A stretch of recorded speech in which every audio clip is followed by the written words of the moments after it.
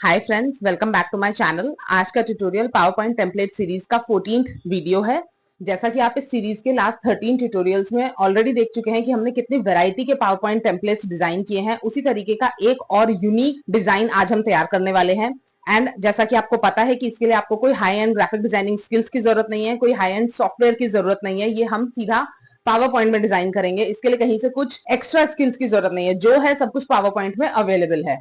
तो ज्यादा टाइम नहीं लगाते हैं, चलते हैं कंप्यूटर स्क्रीन पे और एक quick easy to design template को तैयार करते हैं। यहाँ पे हमने ले ली है एक blank new power point presentation. सबसे पहले हम इसमें इंसर्ट करेंगे एक ब्लैंक स्लाइड। जाएंगे होम में, न्यू स्लाइड में, और यहाँ से ले लेंगे ब्लैंक। इसको इंसर्ट करने के बाद नेक्स्ट स्टेप होगा इंसर्ट में जाके शेप्स में जाके एक रेक्टेंगल शेप को लेना। उसको हम इस तरह से यहाँ पे ड्रॉ कर देंगे। अगेन हम इंसर्ट में जाएंगे, शेप्स में जाएंगे, फिर से एक रेक्टेंगल शेप लेंगे और उसको कुछ इस तरह से ड्रॉ करेंगे, एक बार की शेप में। नेक्स्ट हमें जो पतला वाला रेक्टेंगल है, मतलब जो बार है, इसको बड़े वाले रेक्टेंगल के मिडिल में प्लेस करना है। अब अगर हम ऐसे सेट करेंगे तो बहुत टाइम लग जाएगा। तो इसका एक तरीका होता है, आप सबसे पहले इस बिगर रेक्टेंगल को सिलेक्ट करेंगे, कंट्रोल के साथ सेकंड रेक्टेंगल को सिलेक्ट करेंगे, शेप फॉर्मेट में जाएंगे, अलाइन में जाएंगे और कर देंगे अलाइन मिडिल। देखिए ये हो गई अलाइन मिडिल। अब हम इसका कलर चेंज कर लेते हैं। पहले हम इस बार को लेते हैं, शेप आउटलाइन में कर लेते हैं नो आउटलाइन, शेप फिल में कर लेते हैं, कोई भी कलर आप अपनी चॉइस का कर सकते हैं। सिमिलरली बिगर रेक्टेंगल के लिए शेप फिल हम कर लेते हैं व्हाइट और शेप आउटलाइन कर लेते हैं नो आउटलाइन। नेक्स्ट स्टेप रहेगा फिर से इंसर्ट में जाके शेप्स में जाएंगे और हम लेंगे ब्लॉक एरोज में ये एक एरो पेंटागन की शेप इस तरह से,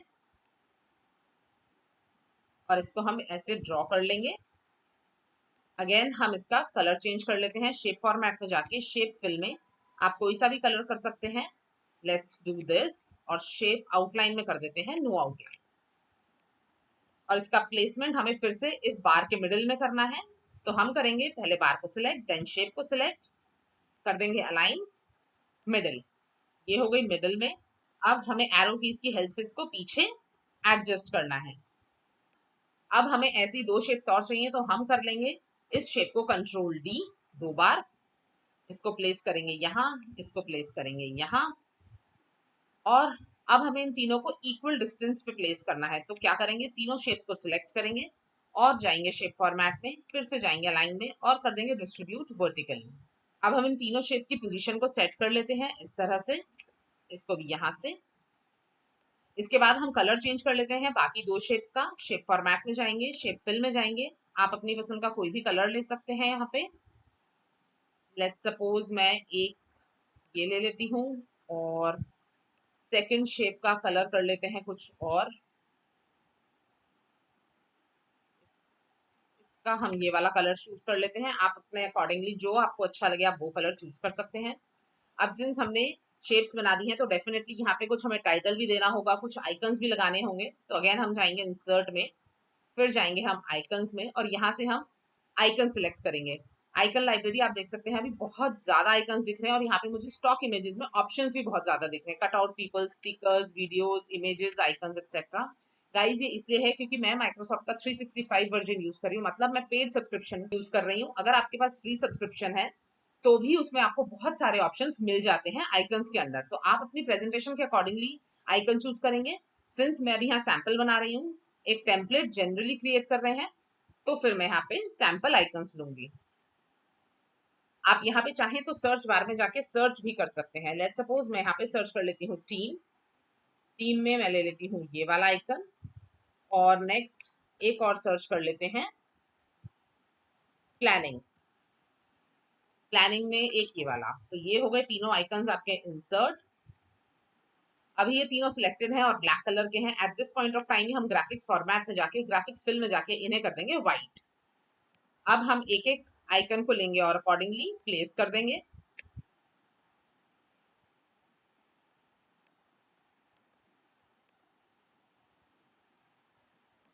इस तरह से हम आइकन को पिक करेंगे और यहाँ पे प्लेस कर देंगे। अब ये जो आइकन है ये भी शेप के मिडिल में होना चाहिए। तो आप पहले शेप को सिलेक्ट करेंगे, आइकन को सिलेक्ट करेंगे, ग्राफिक्स फॉर्मेट में जाएंगे और अलाइन में कर देंगे अलाइन मिडिल। सिमिलरली हम बाकी दोनों शेप्स और आइकन्स के लिए कर लेंगे, अलाइन में जाके align middle, and for third shape also align में जाके अलाइन मिडिल। ये तो हो गए पर्टिकुलर शेप के साथ आइकन्स का अलाइनमेंट, बट अब आपस में भी तो आइकन्स को लेफ्ट राइट या मिडिल जो भी अलाइनमेंट होना है वो आपस में भी तो होना चाहिए। तो वेरी सिंपल, हम तीनों आइकन्स को सिलेक्ट करेंगे, ग्राफिक्स फॉर्मेट में जाएंगे, अलाइन में जाएंगे और कर देंगे अलाइन लेफ्ट। देखिए, अगर आप यही काम मैनुअली करते तो आपको बहुत टाइम लगता और तब भी परफेक्टली काम नहीं होता। नेक्स्ट, अब हमने आइकन्स दे दिए तो डेफिनेटली कुछ टेक्स्ट बॉक्स में टाइटल हेडिंग कुछ तो देंगे। तो फिर से जाएंगे हम इंसर्ट में, इंसर्ट करेंगे एक टेक्स्ट बॉक्स, यहाँ पे मैं लिख देती हूँ टाइटल हेडिंग 1। गाइज ये जो फर्स्ट स्लाइड है ये आपका ऑलमोस्ट टेम्पलेट कंप्लीट कर देती है। मतलब हम जो भी मेजर काम करेंगे वो इस फर्स्ट स्लाइड पे करेंगे और बाकी हम इसे कॉपी करेंगे, मतलब इस पूरी स्लाइड को डुप्लीकेट करेंगे। तो आपको मेजर फॉर्मेटिंग, चाहे वो अलाइनमेंट हो, चाहे कलर हो, कुछ भी हो, साइज हो, वो सब इसी पॉइंट ऑफ टाइम पे प्रॉपरली बिल्कुल परफेक्टली सेट कर लेना है। तो मैं इसको सिलेक्ट करती हूँ, यहाँ पे फॉन्ट चेंज करते हैं इसका जो आपको पसंद आए। अगेन फॉन्ट साइज भी चेंज करना है और यहीं पे हमें सब कुछ बहुत ध्यान से कर देना है क्योंकि हम बाद में इसको सिर्फ कॉपी पेस्ट करेंगे। फॉन्ट कलर मैं व्हाइट कर देती हूँ। अब हम कर देते हैं इसको कंट्रोल डी। कंट्रोल डी के बाद आप इस सेकंड टेक्स्ट बॉक्स को ऐसे प्लेस कर देंगे। ये हो जाएगा आपका description text box, description of title heading 1। इसका हम साइज थोड़ा सा छोटा कर लेते हैं और फॉन्ट स्टाइल भी चेंज कर लेते हैं। लेट्स से हम इसका तहोमा कर लेते हैं और फॉन्ट साइज कर देते हैं 24।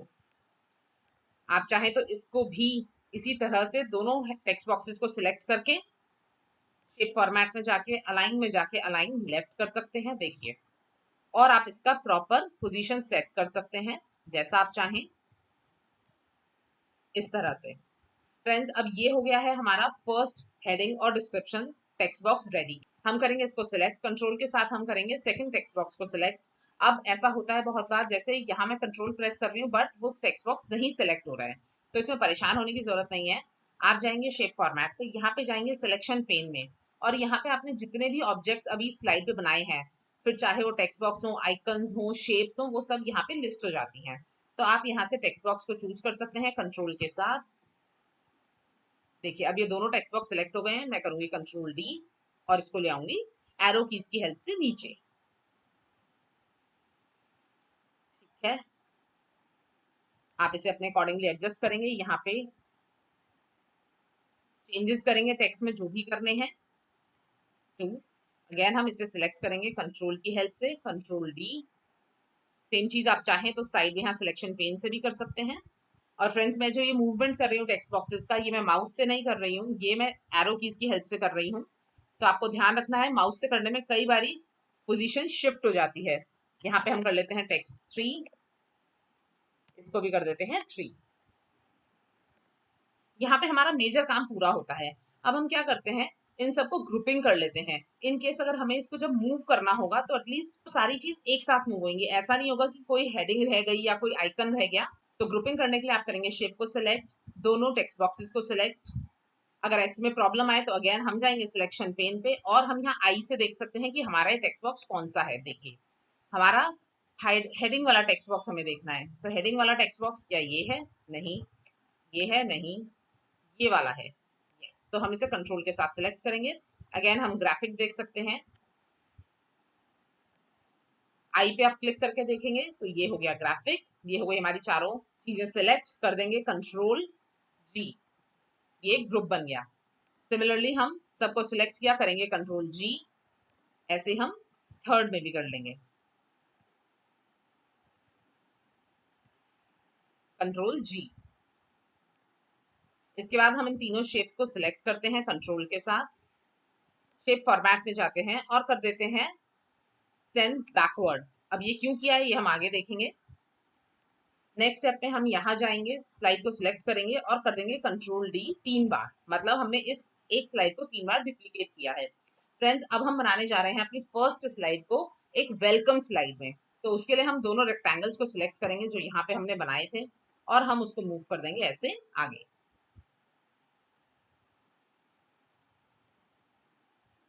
यहाँ पे एक टेक्स्ट बॉक्स हो सकता है आपको पीछे लगे, तो हम यहाँ पे कर देंगे शेप फॉर्मेट में जाके ब्रिंग फॉरवर्ड में ब्रिंग टू फ्रंट। देखिए ये आ गया पूरा आगे। अब हम सिर्फ इस व्हाइट वाली शेप को सिलेक्ट करेंगे और पीछे एक्सटेंड कर देंगे इस तरह से। अब यहाँ पे आप अपना वेलकम स्लाइड का या ओपनिंग प्रेजेंटेशन का कुछ भी टेक्स्ट दे सकते हैं। इंसर्ट में जाके टेक्स्ट बॉक्स ड्रॉ करते हैं और यहाँ पे हम लिख लेते हैं प्रोजेक्ट फाइनलाइजेशन मीटिंग, कुछ भी हो सकता है ये। इसका हम फॉन्ट स्टाइल वगैरह चेंज कर देते हैं। लेट्स से हम अडोब गॉथिक ले लेते हैं, थोड़ा सा इसको ऐसे कर लेते हैं, सेंटर लाइन करते हैं, थोड़ा सा और बड़ा कर सकते हैं हम, इस तरह से इसको सेट कर सकते हैं। ये हो गया। अब हम एक आइकन इंसर्ट कर लेते हैं। इंसर्ट में जाके आइकन्स में जाके यहाँ पे हम सर्च करते हैं प्रोजेक्ट, या फिर हम सर्च करते हैं कंप्लीट। देखते हैं क्या ऑप्शंस दे रहा है।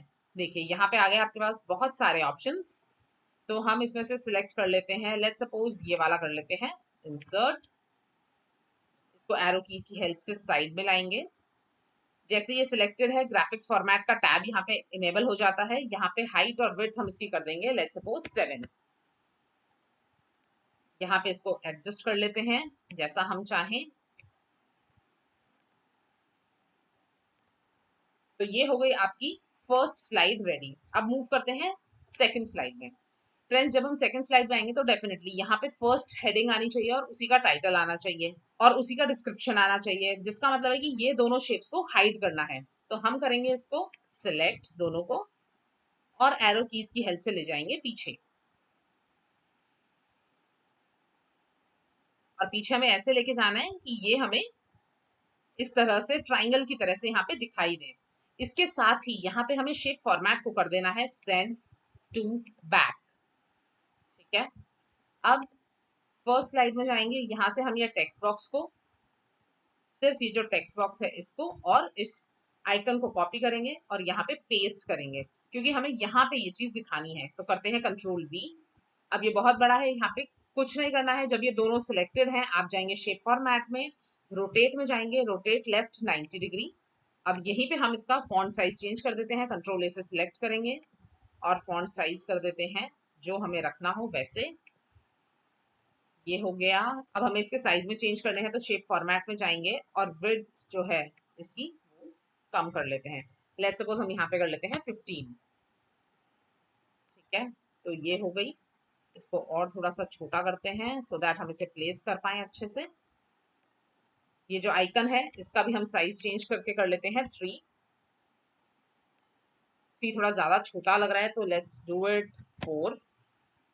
यहाँ पे हम इसे अपने हिसाब से एडजस्ट करेंगे आइकन को और टेक्स्ट बॉक्स को जिसमें हमने हेडिंग लिखी है। देखिए यहाँ पे ये बहुत छोटा लग रहा है तो हम इसे अकॉर्डिंगली यहाँ से थोड़ा सा एडजस्ट कर लेते हैं। आप एरो की इसकी हेल्प से इसे मूव कर सकते हैं। अब ये हो गई आपकी सेकंड स्लाइड रेडी। सिमिलरली हम जाएंगे थर्ड में। अब यहाँ पे 2 हेडिंग्स आनी चाहिए तो हम इस थर्ड वाली को एरो कीज की हेल्प से पीछे लेके जाएंगे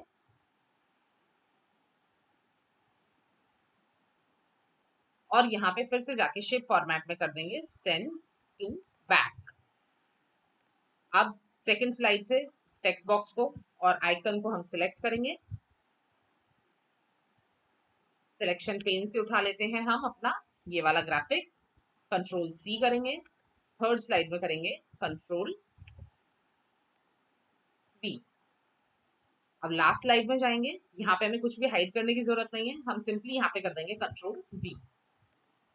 तो ये हो गया है आपका ऑलमोस्ट टेम्पलेट रेडी। अब इसमें एक लास्ट बहुत इंपॉर्टेंट चीज है, वो है ट्रांजिशन इफेक्ट देना। यहाँ पे जाएंगे, सारी स्लाइड्स को कंट्रोल A से सिलेक्ट करेंगे, ट्रांजिशंस में जाएंगे और लगा देंगे मॉर्फ। गाइस मॉर्फ है वो मैजिकल ट्रांजिशन जिसकी वजह से आपका टेम्पलेट बहुत रियलिस्टिक लगता है। चलें अब देखते हैं, एक बारी कंट्रोल S कर लेते हैं सेव करने के लिए। स्लाइड शो में जाते हैं, फ्रॉम बिगिनिंग करते हैं। लेट्स सी कि ये कैसा दिख रहा है। मैं एरो कीज की हेल्प से अब नेक्स्ट स्लाइड पे मूव करूंगी। सेकंड स्लाइड पे चलते हैं। देखिए ये इस तरह से आ रहा है। यहाँ पे ट्रांजिशन आपने देखा होगा उतना परफेक्ट नहीं हुआ, तो नो प्रॉब्लम, हम इसको करेक्ट करते हैं। तो फ्रेंड्स, अब इसमें छोटी सी लेयरिंग की चीज हमें करनी है। हम जाएंगे सेकंड स्लाइड में, और यहाँ पे जो ये दोनों रेक्टेंगल्स हैं और ये टेक्स्ट बॉक्स है और ये आइकन है, इसको करेंगे सिलेक्ट और शेप फॉर्मेट में जाके कर देंगे ब्रिंग फॉरवर्ड। ये करने के बाद हम एक बार अपनी प्रेजेंटेशन को रन करके देखते हैं। स्लाइड शो में जाएंगे, फ्रॉम बिगिनिंग करेंगे, एरो की हेल्प से इसको नेक्स्ट स्लाइड पे लेके जाएंगे, और आप ध्यान दीजिएगा ट्रांजिशन कितना स्मूथ और कितना परफेक्ट होता है। ये देखिए इस तरह से होना चाहिए।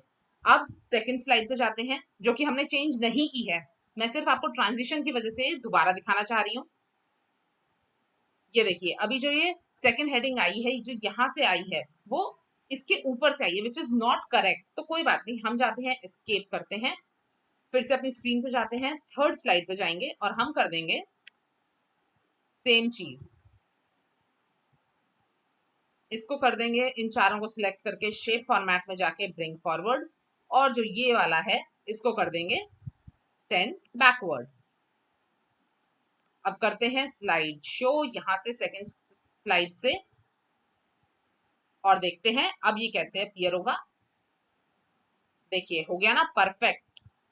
और थर्ड कैसे हो रही थी, वो भी इनकरेक्ट था, तो उसको भी हम मॉडिफाई कर लेते हैं। फोर्थ स्लाइड में जाएंगे, अगेन दोनों रेक्टेंगल्स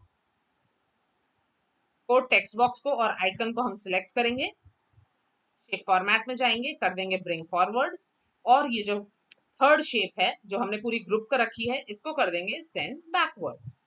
अब हम चलते हैं फर्स्ट स्लाइड पे और स्टार्टिंग से देखते हैं हमारा स्लाइड शो फ्रॉम बिगिनिंग। ये हो गई आपकी first heading, second heading, third heading, perfect. ये है आपका complete template, power point template जो हमने अभी अभी प्रिपेयर किया, और उसमें थोड़ा सा ट्रांजिशन का ग्लिच आया, हमने वो भी देखा कि उसको कैसे करेक्ट करते हैं। So this is your final template ready. So friends, thank you for joining in. I hope आज आपने एक नया डिजाइन सीखा होगा, एक नए तरीके का पावर पॉइंट टेम्पलेट बनाना सीख लिया होगा इस वीडियो से। ऐसे और टेम्पलेट्स के लिए आप हमारे चैनल पे जाके प्लेलिस्ट में पावर पॉइंट टेम्पलेट सीरीज देख सकते हैं। एआई टूल सीखने हैं तो एआई टूल्स फॉर प्रोडक्टिविटी देख सकते हैं, एक्सेल के बहुत सारे टॉपिक देख सकते हैं, डेटा विजुअलाइजेशन की एक प्लेलिस्ट है उसको जाके देख सकते हैं, जहां पे मैंने बहुत वैरायटी ऑफ चार्ट्स बनाने सिखाए हैं। अगर आपको ट्यूटोरियल अच्छा लगा हो तो प्लीज इस वीडियो को लाइक करें, चैनल को सब्सक्राइब करें। मिलते हैं नेक्स्ट वीडियो में, till then take care and bye bye.